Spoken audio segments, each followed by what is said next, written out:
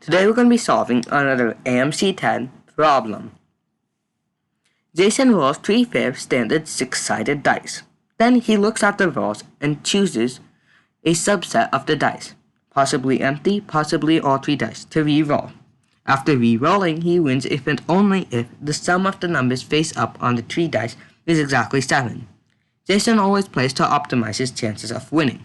What is the probability that he chooses to re-roll exactly 2 of the dice? So in order to solve this problem, I'm first going to set conditions for when Jason would want to take 2 of the dice, only 2. So our first condition is, let us just assume that the 3 rolls on the 3 dice are A, B, and C.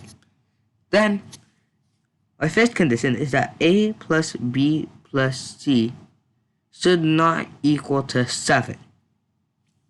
Our second condition is that any 2 of these, so A plus B, shouldn't be less than 7. So this should not be true. Well, why is this?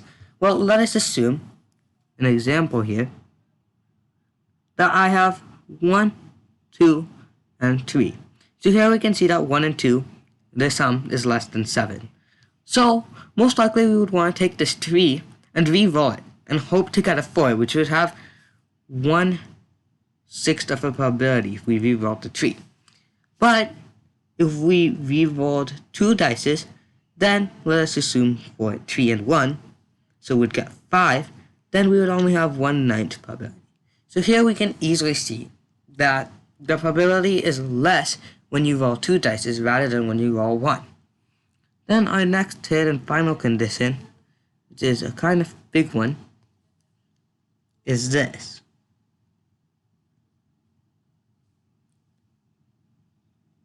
Well, okay, first of all, the equal sign doesn't make sense. 2 times the number will not be an odd number. Next, what does this basically mean? This is when you re-roll 3 dice. So one number that satisfies, or one example, is 4, 4, 4. Here, we can't take 1 dice or 2 dice. We want to take all of the dice and re-roll in order to have a greater probability. So, what do we do now? Well, first of all, we will assume that A is our least roll. So this is the least. Then B and C, they can be in whatever order they like. So here I'm going to do my casework on a different slide. A equals 1. This is our first example. So we first need to satisfy this. Well, how can we satisfy this? So this, in other words, is that A plus B is greater than or equal to 7. So then I plug it in to get that B is greater than or equal to 6. Well, sadly there's only one possible value for B. So one set is 1, 6, 6. Why 6 again? Well, we noticed that C and B can be interchanged. And because of that, we also need to make sure that this condition isn't satisfied by C. So C has to be 6. Now, what else do we have to do to this? Well, we have to rearrange this. What do I mean by rearrange? Well, I could say this as 6, 1, and 6. This means the same thing, but it's rearranged. So, I have to find the amount of ways I can rearrange this, which is just 3. Then, for 2, I have 4 different cases. Why? Because this time, I can have B greater than or equal to 5, giving me 5 or 6. So, 5, 5, this has 3 ways. 2, 5, 6, this has 6 ways. 2, 5, 6 actually, 6, this gets 3 ways.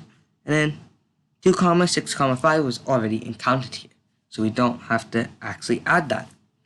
So now our next one is 3, which will have a lot. We can tell by the exponential increase. Okay, well, if we plug in 3, then we get that B is greater than or equal to 4.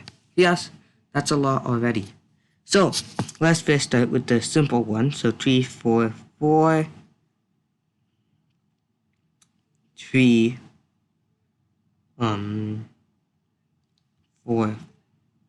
5, 3, 4, 6. Then we get up 3. Here we have 6. Here we have another 6. Now, what else can we have? We can even have this same thing in 3, 5, 5. So, 3, 3, 5, 6. So, 6. And finally 3, 6, 6, which we got a total of 3. Now, what do we want to do? Well, these are all the possible cases. We listed them one by one. And now we want to simplify it. So what we notice is that we have 216 different 6 cubed. And if we sum all of these, so the sum of this row is 12, the sum of this row is 18, the sum of this is 12, then we get 42. By simplifying this, we get 7 over 36. And we can see that this is option A. So therefore, our correct answer is option A. Please like this video and don't forget to hit the subscribe button. Thanks for watching.